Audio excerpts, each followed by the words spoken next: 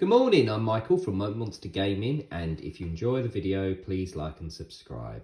So today I'm looking at Dungeons and Dragons Adventurer number 11, and as always it pretty much just comes with this dice tin, and inside we've got some black dice. They look like they're going to roll quite nicely, they feel quite nice. It's just some black dice, so we'll put them to one side.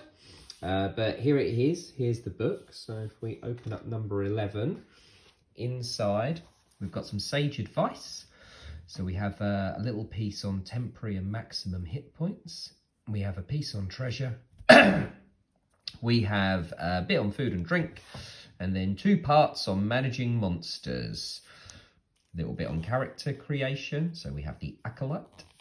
And then over here we've got some lore. So we've got Yatar and mummies, and then finally we have the adventure. It's more of an encounter. The cat, actually it's actually an adventure this time, it's quite good. The cat's cradle. So moving over, we'll have a quick look. So here we have temporary and maximum hit points. So this bit just basically is a couple of pages telling you all about what your hit point maximum is and how it works. And then after that, a little bit about temporary hit points. So you can temporarily increase your hit point maximum, but you can't go over it and they do disappear and you lose them. And you can also get like a buff, calls it a buff. You can get a buff, you can get a buffer of hit points that you use first before it absorbs your own. So it's all quite standard stuff. And then here we have a page on treasure. Just talks a little bit about what's going on with treasure, what you can do. I did like here, we have a picture of this man climbing this mountain of treasure, not realising it's a horde mimic.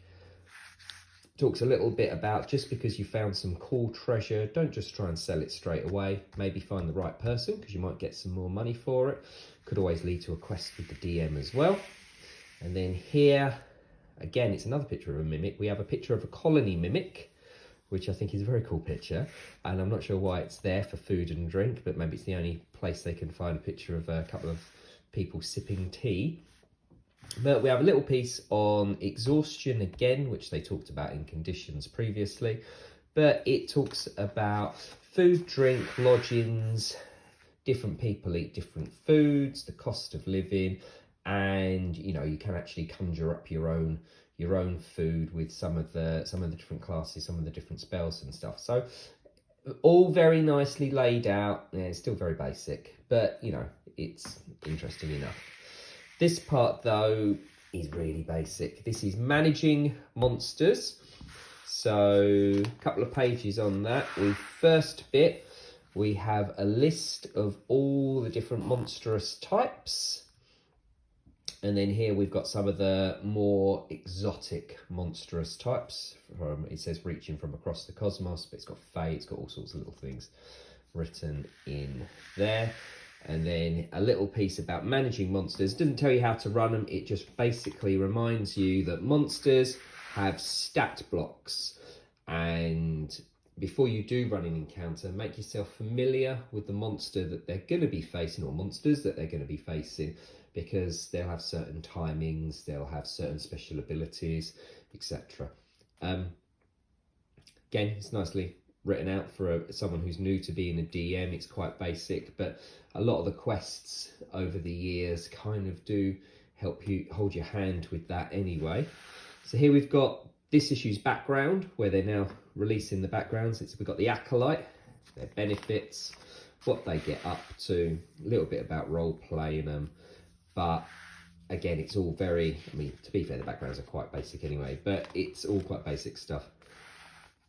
And then here we have Yatar. So reading from the description, it's basically, so it makes it sound like it's the Mos Eisley of the Forgotten Realms. It sounds like it's a hive of scum and villainy, like a city of thieves almost. I'd never heard of it, which then made it quite interesting.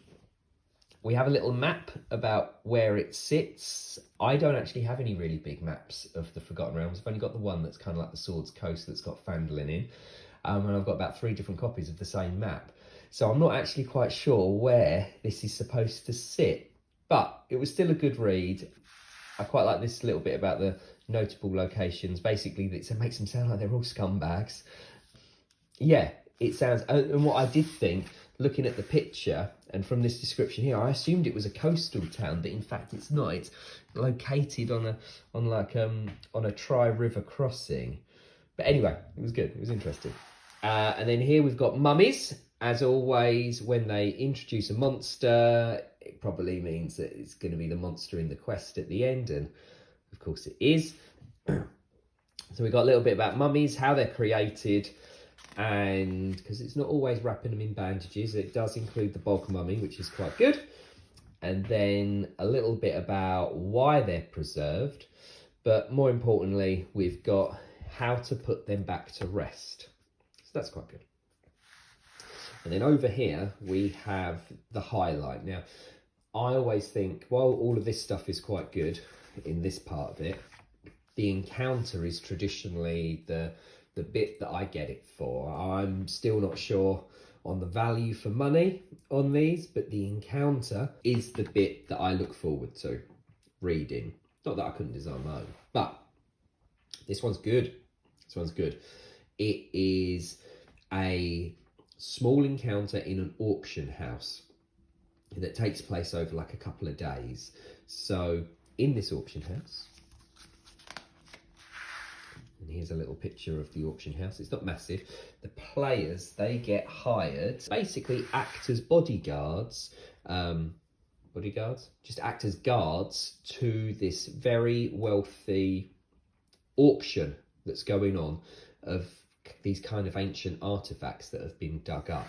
So they get hired, then they have to go to the party or the auction event, and there's some rowdy guests. There's a little pickpocket in here which has got quite a interesting little backstory, and there's a bidding war goes on for these artifacts, but ultimately the person that wants to win them doesn't win them, somebody else gets them, and then as a result they decide they're going to burgle with bandits and rob the auction house afterwards. And obviously the players are acting as guards, but during the burglary there's a very good chance that they're going to invoke the curse of this mummy, the curse of Khonshu. And there's zombie cats, there's